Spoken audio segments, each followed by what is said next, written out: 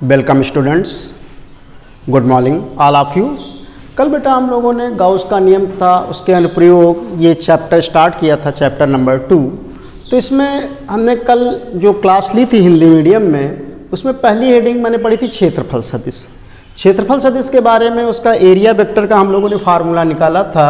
Area vector या क्षेत्रफल सदिश इक्वल टू मैग्नीट्यूड, उसका मापांक और n यूनिट वेक्टर। उसके बाद हम लोगों ने पढ़ाई की थी वैद्युत फ्लक्स की। तो वैद्युत फ्लक्स क्या था? वैद्युत फ्लक्स ये वैद्युत क्षेत्र सदिश। ये क्या है बेटा? वैद्युत क्षेत्र सदिश। वैद्युत क्षेत्र सदिश। और ये क्या था बेटा? क्षेत्रफल सदिश। क्षेत्रफल सदिश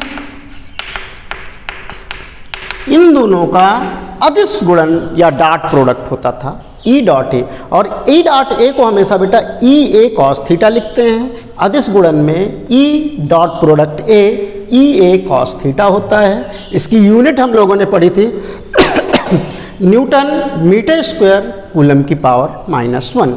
ये कल हम लोगों ने फर्स्ट क्लास में पढ़ाई की थी। इसी के आगे स्टार्ट करते हैं। दो न्यूमेरिकल पहले मैं लेता हूँ, दो क्वेश्चंस देखते हैं। मान लीजिए पहला क्वेश्चन क्या है? मान लीजिए पहले क्वेश्चन में क्या है कि इलेक्ट्रिक फील्ड मीन वैद्युत क्षेत्र सदिश दिया हुआ है 3I + 4J - K न्यूटन पर कूलम। कितना दिया हुआ है बेटा? वैद्युत क्षेत्र सदिश दिया हुआ है 3I + 4J - K न्यूटन पर कूलम। और आपका बेटा एरिया वेक्टर क्षेत्रफल सदिश दिया हुआ है 2I + J मीटर स्क्वायर। और आपको क्या निकालना है?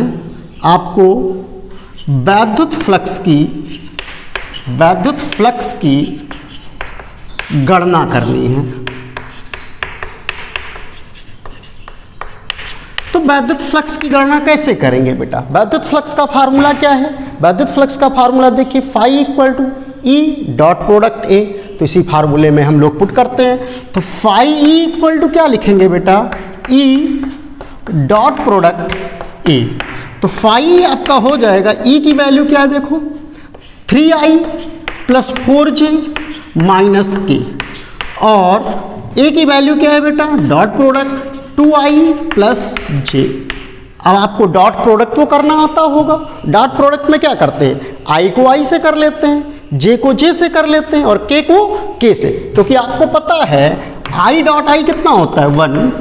J डॉट J कितना होता है बेटा? 1। K डॉट K कितना होता है? 1। बट I डॉट J कितना होता है बेटा? 0। J डॉट K कितना होता है बेटा? 0। इसी तरह K डॉट I कितना होता है बेटा? 0। तो फिर जब मल्टीप्लाई करते हैं डॉट प्रोडक्ट में, आपने 11th की क्लास में पढ़ी है, लेकिन मैं फिर से आपको बता देता हूँ। I को I से करना होता है, J को J से करना होता है और K को K से करना होता है। तो अगर हम फाई इसका कैलकुलेट करें तो क्या होगा? 3 2 जा 6, 3 दूना 6 कहते हैं। और 4 को जब यहाँ पे 1 है, 4 को 1 से मल्टीप्लाई करेंगे तो 4 1 जा 4। यहाँ पे K है लेकिन यहाँ का K टर्म नहीं है, तो ये 0 हो जाए। तो फाई कितना निकल के आएगा बेटा? फाई निकल आएगा 10। और यूनिट क्या थी? न्यूटन मीटर स्क्वायर पर coulomb. Newton metre square coulomb -1। ये क्वेश्चन देख लीजिए आप। एक क्वेश्चन और करते हैं।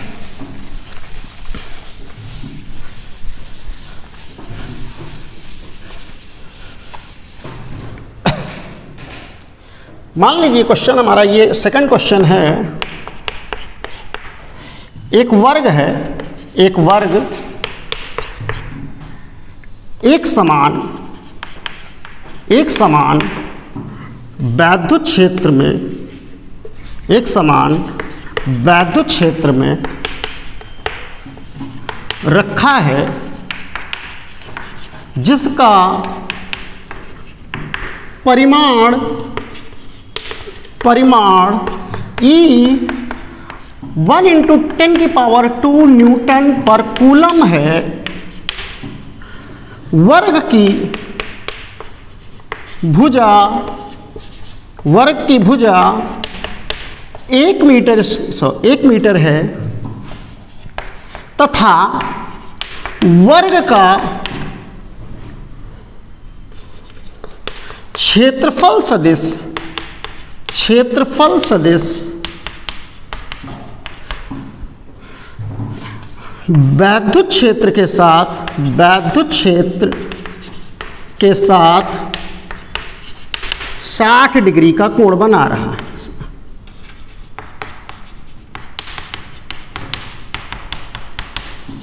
वैद्युत फ्लक्स की गणना कीजिए, वैद्युत फ्लक्स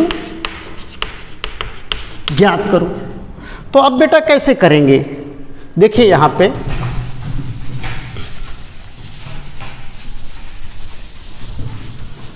क्या दिया हुआ है, एक वर्ग एक समान वैद्युत क्षेत्र जिसकी भुजा कितनी है, जिसका एक वर्ग एक समान वैद्युत क्षेत्र में रखा है, जिसका परिमाण E दिया हुआ है। इलेक्ट्रिक फील्ड कितना दिया हुआ बेटा 1 × 10⁻²। वर्ग की भुजा कितनी दी हुई है, वर्ग की भुजा है 1 मीटर। और थीटा कितना है दिया है बेटा, वैद्युत क्षेत्र के साथ 60 डिग्री का कोण बनाता, क्षेत्रफल सदिश वैद्युत क्षेत्र के साथ कितना कोण बनाता, थीटा = 60 डिग्री। और फाई आपको कैलकुलेट करना है। कैसे करोगे, आपको सिंपल पता है, भुजा A1 दी हुई है, इलेक्ट्रिक फील्ड दिया हुआ, थीटा दिया हुआ है। अभी हमने लिखा था फाई, कितना लिखा था बेटा, फाई लिखा था EA cos थीटा। क्या लिखा हुआ था बेटा, EA cos थीटा। तो इलेक्ट्रिक फील्ड कितना हुआ है 1 × 10⁻²। एरिया क्या हो जाएगा, भुजा 1 मीटर है तो इसका एरिया क्या होगा बेटा A² और A 1 का स्क्वायर, तो यहाँ 1 का स्क्वायर। और कॉस कितना होगा बेटा 60 डिग्री। तो फाई कितना निकल के आएगा, फाई निकल के आएगा 1 × 10⁻²। और कॉस 60 की वैल्यू 1/2। तो ये हो जाएगा आपका 50, और यूनिट है न्यूटन मीटर स्क्वायर कूलम -1, क्योंकि 1 × 10⁻² कितना हो जाता 100, और 100 को 2 से डिवाइड करोगे कितना हो जाएगा 2, 50 न्यूटन मीटर स्क्वायर पर कूलम। ये क्वेश्चन आप देख लीजिए। इसमें क्या एक समान वैद्युत क्षेत्र E की वैल्यू दी है, भुजा की वैल्यू दी हुई है, और फ्लक्स निकालना है। एक क्वेश्चन और कर लेते हैं, फिर आगे प्रोसीड करते हैं।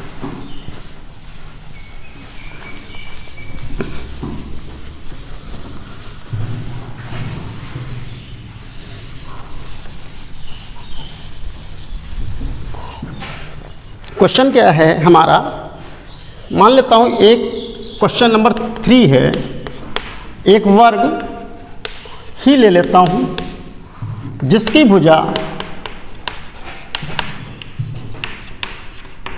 1 मीटर स्क्वायर है, YZ प्लेन के समानांतर है, YZ समतल के समांतर है, समानांतर है। किसके समानांतर है बेटा, एक वर्ग है जिसकी भुजा 1 मीटर है, कितनी भुजा है बेटा 1 मीटर है, YZ समतल के समानांतर है। किसके समानांतर है बेटा, YZ समतल के समानांतर है, जो कि एक समान वैद्युत क्षेत्र E कितना है बेटा, वही 1 × 10⁻² न्यूटन पर कूलम ले लेते हैं, रखा है, जो कि +x दिशा में है। कौन, वैद्युत क्षेत्र दिशा में है। वैद्युत फ्लक्स की गणना करो।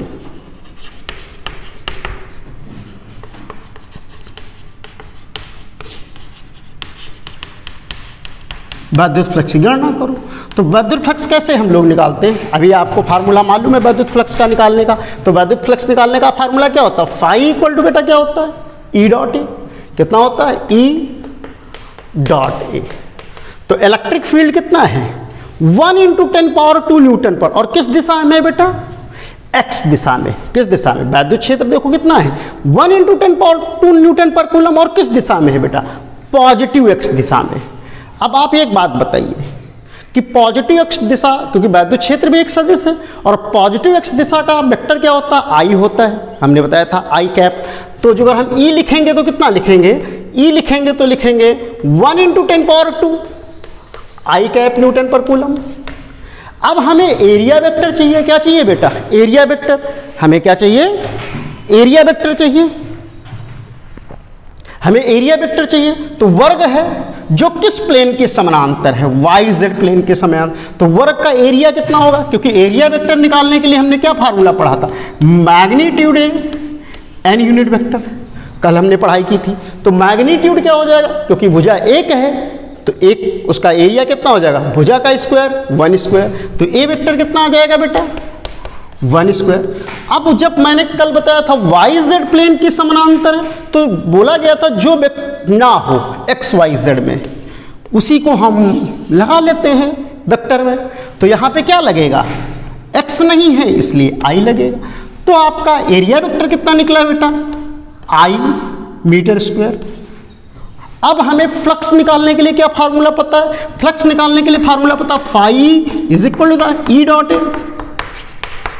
तो फाई कितना हो जाएगा बेटा, ई की वैल्यू क्या है, ई की वैल्यू आपकी 1 × 10⁻², आई कैप डॉट, इसकी वैल्यू क्या, ए की वैल्यू आई।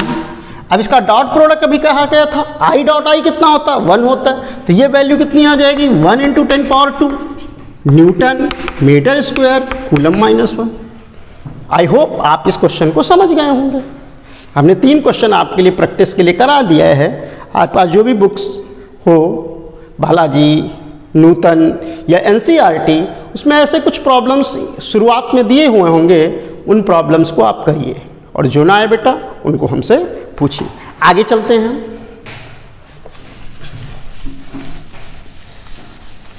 अब हम पढ़ेंगे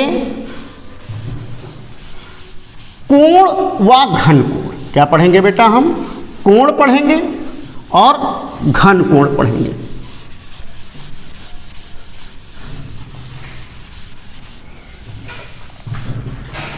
तो कोण क्या है तथा घन कोण पढ़ेंगे।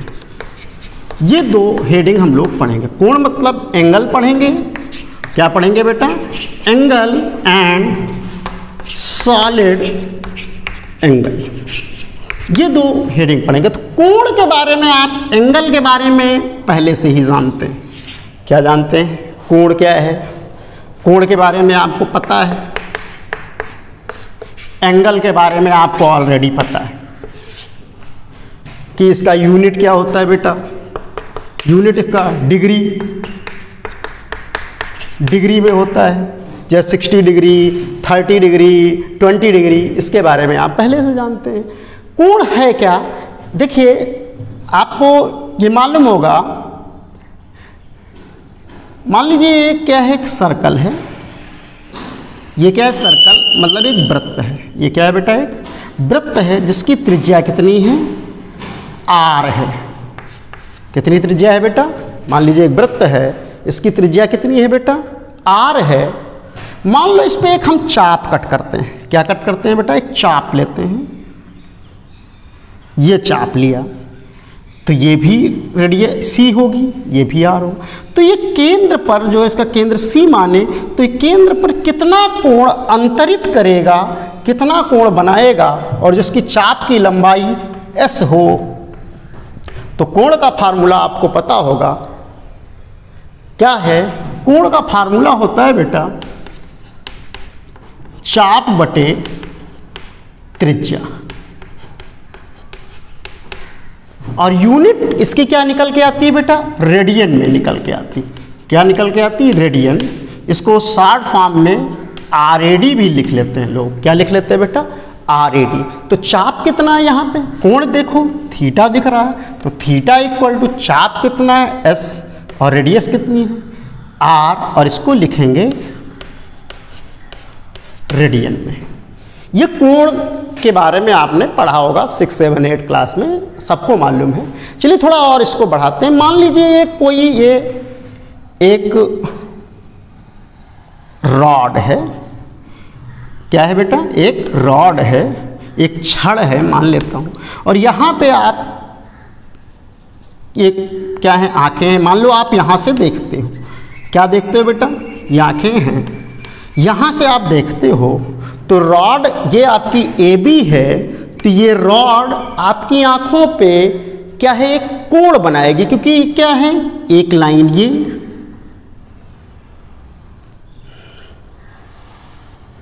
और एक लाइन ये कोण बनाएगी।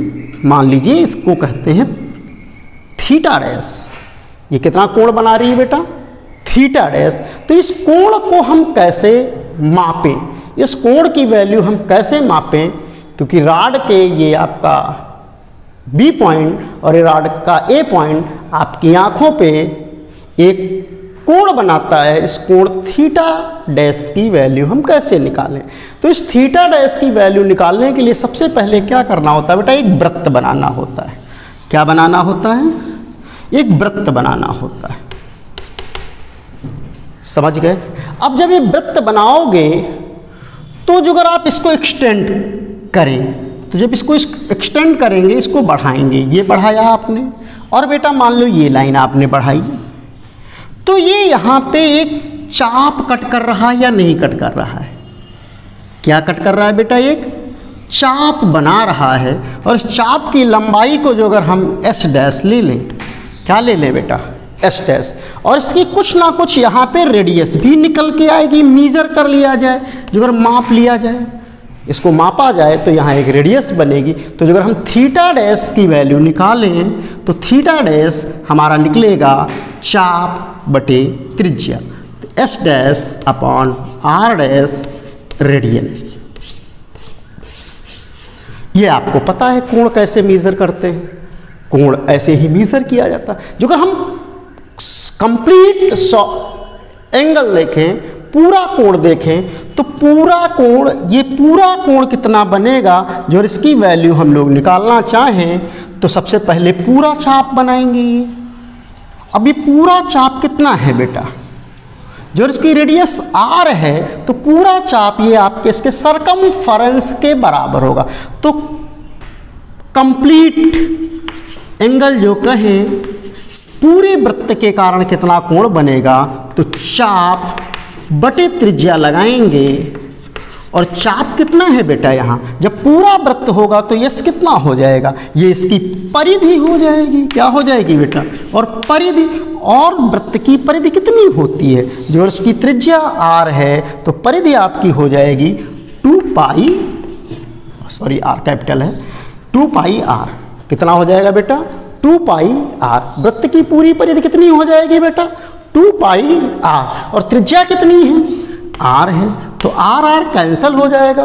तो पूरा कंप्लीट एंगल थीटा टोटल एक वृत्त के कारण कितना बनता है, 2 पाई रेडियन। कितना बनता है बेटा, आप इसको भी जानते होंगे पहले से कि एक वृत्त के कारण कितना पूरा कोण बनता है, तो उसकी वैल्यू कितनी होती है, 2 पाई रेडियन। कितनी होती है बेटा, 2 पाई रेडियन। तो आप कोण के बारे में तो पहले से जानते हैं, लेकिन घन कोण कैसे हम मेजर करते हैं। घन कोण क्या है, ये आपके बोर्ड और कंपटीशन में 12th के चैप्टर 2 में जो पढ़ाया जा रहा गाउस लॉ, उसमें दिया हुआ है कि घन कोण क्या है, घन कोण कितना होता है। तो फिर हमने कोण क्यों पढ़ाया, क्योंकि जब आप कोण पढ़ लेंगे, इसके बारे में थोड़ा बहुत आपको आइडिया हो जाएगा बेटा, तब हमें घन कोण समझने में आसानी होगी। इसीलिए हमने आपको कोण के बारे में बताया, और कोण के बारे में, एंगल के बारे में आप पहले से भी जानते रहे होंगे। चलिए घन कोण क्या है, इसके बारे में देखते हैं। तो आप याद रख लीजिएगा कि चाप बटे त्रिज्या से क्या निकलता है, रेडियन निकलता है। कंप्लीट कोण कितना निकलता है, जो अगर सर्कल के थ्रू देखा जाए 2 पाई रेडियन।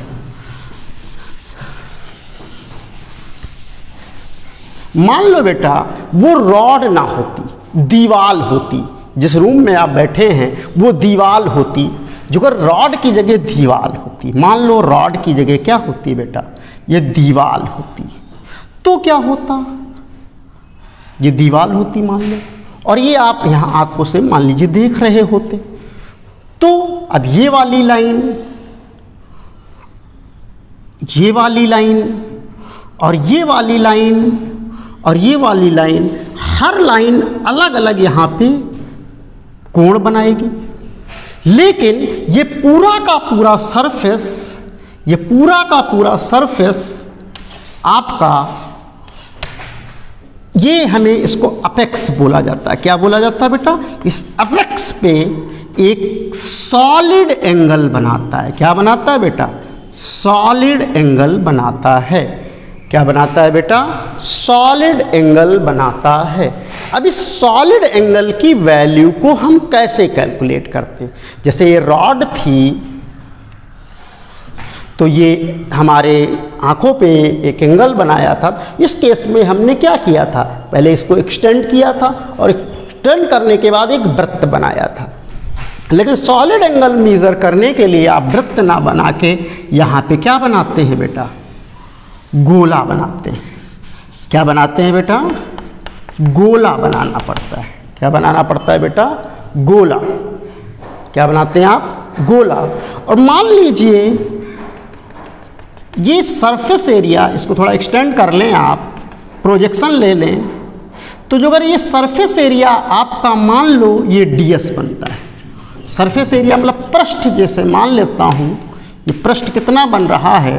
पृष्ठ कितना बन रहा है? ds बन रहा है। और मान लेता हूँ इसकी रेडियस कितनी है? ये r रेडियस हो। कितना हो बेटा? रेडियस r हो। तो कोई भी आपका सरफेस एरिया आँखों पे घन कोण बनाता है, ये 3 डायमेंशन में आता है। तो घन कोण के लिए हम सिंबल क्या यूज करते थे? थीटा। लेकिन घन कोण के लिए जो सिंबल यूज किया जाता है बेटा, वो ओमेगा या ओम यूज करते हैं।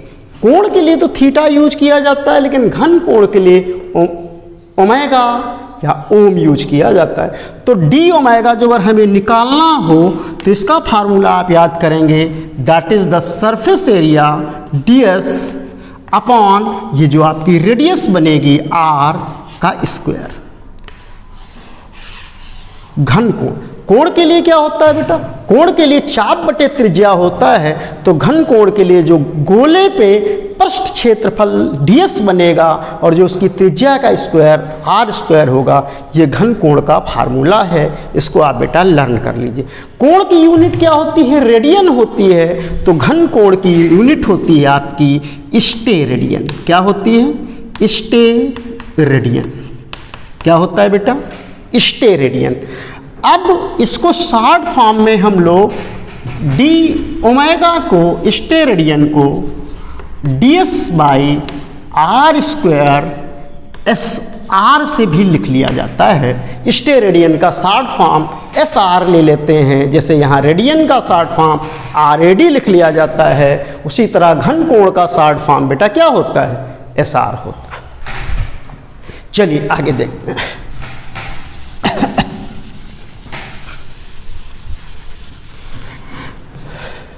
जो अगर हम कंप्लीट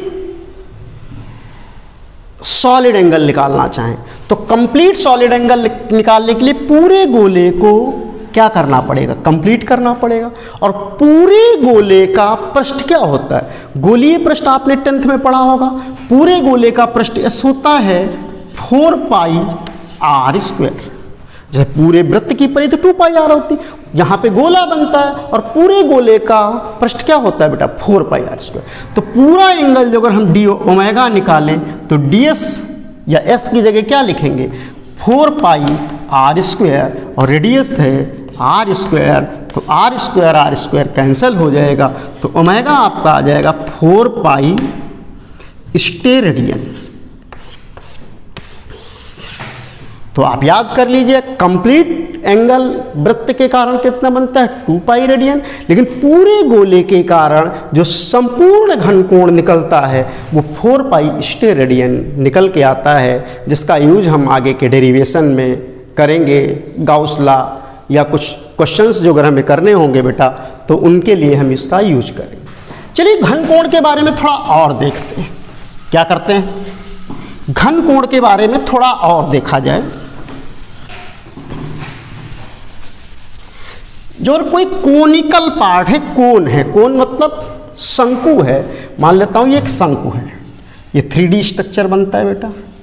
अब शंकु है और मान लीजिए ये P एपेक्स पॉइंट है, तो पहले इसके हर कॉर्नर को यहाँ से मिला दिया जाएगा और यहाँ पे ये मान लीजिए मिला दिया, ये शंकु है। ये इसकी त्रिज्या है r, ये इसका इधर की तरफ त्रिज्य सदिश है। मान लो ये क्या है बेटा, त्रिज्य सदिश। ये क्या है बेटा, त्रिज्य सदिश। तो यहाँ पे एक घन कोण डी ओमेगा बनाएगा। अच्छा, इसका त्रिज्य सदिश इधर की, अच्छा इस सरफेस का जो अगर हम एरियल वेक्टर लिखें, मतलब क्षेत्रफल सदिश लिखें, तो इस पृष्ठ का क्षेत्रफल सदिश किधर लिखना पड़ेगा बेटा, क्षेत्रफल सदिश तो इधर होगा। ds या क्षेत्रफल सदिश को हमने dA पढ़ा है तो dA भी यूज कर सकते हो। चलो dA लिख लो।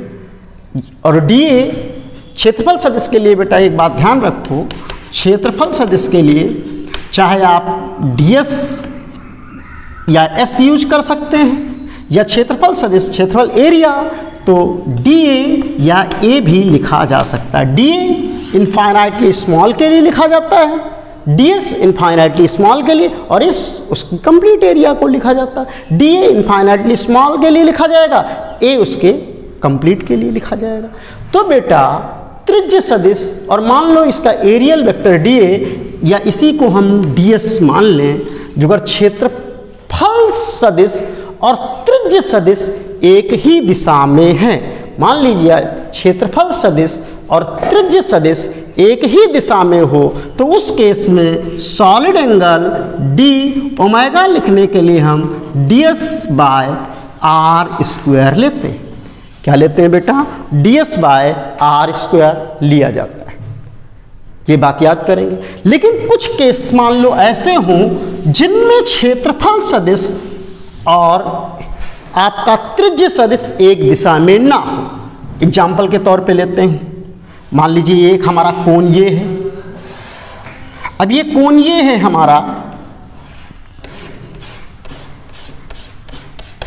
अब इसका रेडियल वेक्टर मान लिया ये है, रेडियल वेक्टर कितना है बेटा, r। ये हमारा त्रिज्य सदिश है।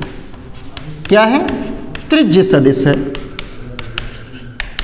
और यहाँ पे ये एंगल मान लो डी ओमेगा बनाता है, सॉलिड एंगल। अब इसका क्षेत्रफल सदिश किधर बनेगा, ये सरफेस एरिया, चाहे इसको dA लिखो और चाहे इसको बेटा ds लिखो, इससे कोई प्रॉब्लम नहीं है। सिंबल है एरिया के लिए A या सरफेस के लिए S, दोनों सिंबल यूज किए जा सकते हैं। तो dA भी इधर है, ds भी। तो ये क्षेत्र, इसका एरियल वेक्टर है, मतलब क्षेत्रफल सदिश, उसके पृष्ठ के लंबवत बाहर की ओर होता है। ये त्रिज्य सदिश है, ये थीटा। अब इसका सॉलिड एंगल जो यहाँ पे एपेक्स पे बनेगा डी ओमेगा, इसको कैसे लिखा जा सकता है, तो इस डी ओमेगा को लिखने के लिए सबसे पहले ये जो हमारा क्षेत्रफल सदिश है, क्या है बेटा, ये हमारा जो क्षेत्रफल सदिश है, इसको सबसे पहले त्रिज्य सदिश की दिशा में लेके जाना पड़ेगा।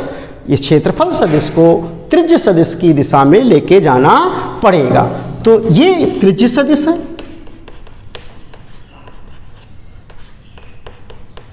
त्रिज्य सदिश है। ये हमारा बेटा क्षेत्रफल सदिश है, जो अगर इसका घटक हम इधर की तरफ कंपोनेंट निकालें तो इसका कंपोनेंट इधर की तरफ क्या निकल के आएगा बेटा, ds cos थीटा। इस इधर ds cos थीटा, और इस डायरेक्शन में क्या निकलेगा बेटा, ds sin थीटा। इसका परपेंडिकुलर जो होगा इस डायरेक्शन में ds sin थीटा। ये आपको पता होगा कि एक क्षैतिज घटक होता है, ऊर्ध्वाधर घटक होता है, तो ds का इधर की तरफ कंपोनेंट क्या बनेगा बेटा, ds cos थीटा। तो फिर अब इसका हम डायग्राम रिमूव करके बनाएं, उसी को आगे डायग्राम चेंज करें, तो हमारा क्या बनेगा बेटा, हमारा डायग्राम जो बनेगा इधर की तरफ क्या होगा, त्रिज्य सदिश, और इस ds का कंपोनेंट इधर क्या निकल के आएगा, तो इस ds का कंपोनेंट इधर निकल के आएगा ds cos थीटा। तो यहाँ पे एपेक्स पे जो सॉलिड एंगल डी ओमेगा बनेगा, उस डी ओमेगा को हम लिखेंगे ds cos theta upon r square stay radian. तो यहाँ पे आपको इसको रिवाइज कर लेते हैं। देखो बेटा, कोण में जब भी एरियल वेक्टर, मतलब हमारा एरियल वेक्टर का मतलब होता है क्षेत्रफल सदिश और त्रिज्य सदिश एक ही दिशा में हो, तो हमारा डी ओमेगा कैसे निकालते हैं, तो d omega ds by r square से निकालते हैं। लेकिन जब हमारा त्रिज्य सदिश और क्षेत्रफल सदिश एक दिशा में ना हो, उस केस में क्षेत्रफल सदिश को पहले त्रिज्य सदिश की दिशा में उसका घटक निकालते हैं, तो उसका घटक यहाँ पे ds cos थीटा निकला। फिर उसके अलॉन्ग करके हमारा सॉलिड एंगल डी ओमेगा निकालने के लिए ds cos theta upon r square का फार्मूला यूज किया जाता है। ओके बेटा, ये सॉलिड एंगल गाउस के लॉ को प्रूव करने के लिए और इलेक्ट्रिक फ्लक्स कैलकुलेट करने के लिए कुछ क्वेश्चंस ऐसे होते हैं जिनमें हम इलेक्ट्रिक फ्लक्स निकालने के लिए सॉलिड एंगल का उपयोग करते हैं, इसका यूज़ करते हैं, इसलिए इसको यहाँ पे पढ़ाया गया। अब हमारा मेन हेडिंग आता है गाउस का नियम, गाउस की प्रमेय। ये बेटा वेरी इंपॉर्टेंट है और इसी से पूरा चैप्टर रिलेट करेगा। तो हम गाउस का नियम और पढ़ते हैं। क्या पढ़ते हैं बेटा? गाउस का नियम।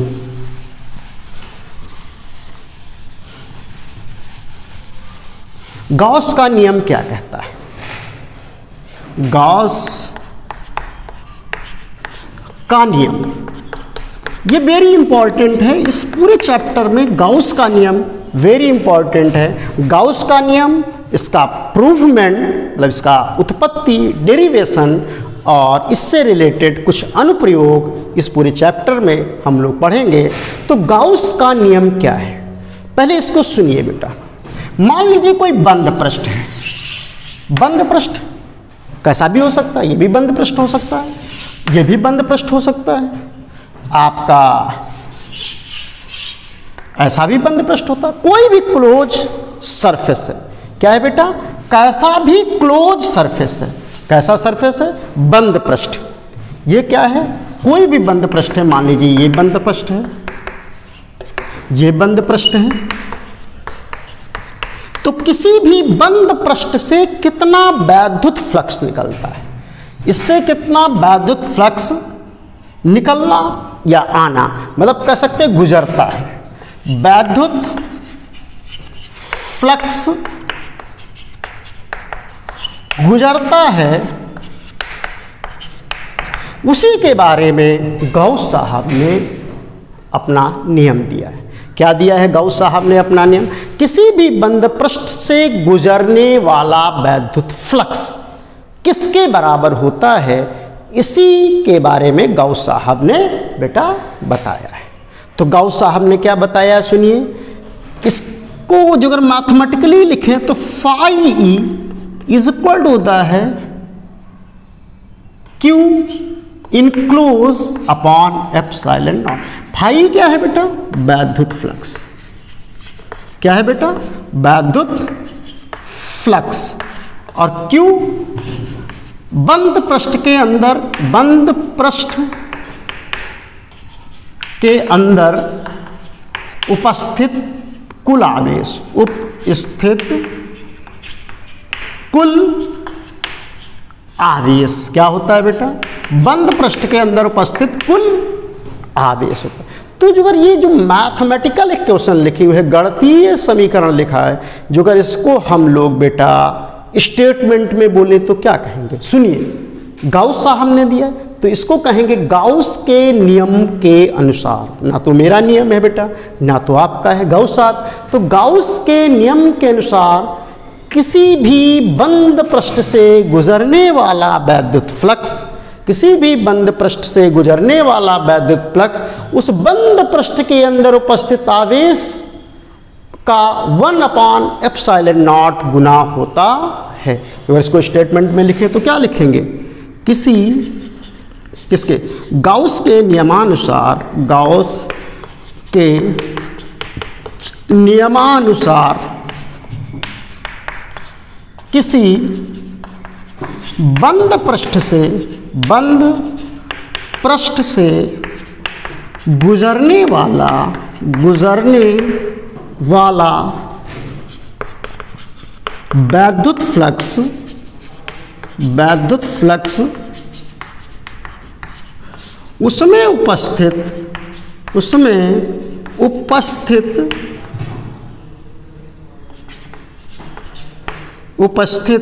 आवेश का 1/ε0 गुना होता है। क्या बोला है? गाउस के नियमानुसार किसी बंद पृष्ठ से गुजरने वाला वैद्युत फ्लक्स उसमें उपस्थित आवेश का 1/ε0 गुना होता है। ये बेटा गाउस का नियम है। किसका नियम है? गाउस। जब भी आपसे कभी बोर्ड में पूछे कि गाउस का नियम का स्टेटमेंट लिखिए तो आप इसको लिख दीजिएगा। अब इसका ये तो मैंने समझाने के लिए लिखा था, तो जो गाउस का नियम आपसे पूछा जाएगा तो सबसे पहले आप क्या लिखेंगे? उसका स्टेटमेंट लिखेंगे। क्या लिखेंगे? गाउस के नियमानुसार किसी बंद पृष्ठ किसी बंद पृष्ठ से गुजरने वाला वैद्युत फ्लक्स उसमें उपस्थित आवेश का 1/ε0 गुना होता है। अब इसको मैथमेटिकली लिखें तो क्या लिख सकते हैं? फाई इसके नीचे लिखिएगा Q/ε0। जो अगर इसको इंटीग्रेशन फॉर्म में लिखें तो किसी भी बंद पृष्ठ, ये क्लोज इंटीग्रेशन क्या बता रहा है बेटा? बंद पृष्ठ, किसी बंद पृष्ठ से गुजरने वाला वैद्युत फ्लक्स E.ds किसके बराबर होता है? Q/ε0। ये मैथमेटिकल इक्वेशन हो गई। ds भी लिख सकते हैं और आप यहाँ पे dA भी लिख सकते हैं, या इसको और में आप लिख सकते हैं E.dA = Q/ε0। ये इसके क्या हो गए बेटा? मैथमेटिकल फार्मूले हो गए। तो गाउस साहब क्या बोले हैं? गाउस के नियमानुसार किसी बंद पृष्ठ से गुजरने वाला वैद्युत फ्लक्स उसमें उपस्थित आवेश का 1/ε0 गुना होता है। यहाँ पे कुछ लिमिटेशंस भी हैं गाउस के नियम की। गाउस के नियम की लिमिटेशंस क्या हैं? मेन 2 लिमिटेशन हैं, 2 सीमाएं हैं। कितनी सीमाएं हैं बेटा? गाउस के नियम की 2 सीमाएं हैं। वो 2 कौन कौन सी सीमाएं हैं? जो वैद्युत क्षेत्र है, वो जो गॉसियन पृष्ठ है, जो गाउस का पृष्ठ है, या तो उसके लंबवत होना चाहिए। क्या सीमा है? कि जो हमारा वैद्युत क्षेत्र है वो गॉसियन पृष्ठ के क्या होना चाहिए बेटा? लंबवत होना चाहिए, अथवा समानांतर होना चाहिए। क्या होना चाहिए बेटा? समानांतर। 2 केसेस हैं। गाउस के नियम में जो हमारा वैद्युत क्षेत्र है वो गॉसियन पृष्ठ के या तो लंबवत होना चाहिए या हमारा समानांतर होना चाहिए। ये बात आपको क्लियर हो गई। दूसरा क्या है कि गाउस के नियम में जो फ्लक्स है वो क्या है बेटा? अब ये लिमिटेशन नहीं है, लिमिटेशन तो 2 ही हैं, या तो लंबवत होना चाहिए या तो समानांतर। दूसरा जो ये फ्लक्स है, ये जो हमारा बंद पृष्ठ है, क्या है बेटा? ये बंद पृष्ठ, इस बंद पृष्ठ के आकार और इसके शेप साइज, आकार और उसके प्ररूप मतलब उसका जो साइज है, आकार मतलब उसका साइज, और वो किस प्रकार का बना है उस पर निर्भर नहीं करता है। इसके आगे ये गाउस का नियम आपको मैंने पढ़ाया, उसका स्टेटमेंट क्या पढ़ाया कि गाउस के नियमानुसार किसी बंद पृष्ठ से गुजरने वाला वैद्युत फ्लक्स उसमें उपस्थित आवेश का 1/ε0 गुना होता है। 2 लिमिटेशन पढ़ाई कि वैद्युत क्षेत्र क्या होना चाहिए? या तो पृष्ठ के लंबवत होना चाहिए या पृष्ठ के समानांतर होना चाहिए। ये हो गया बेटा।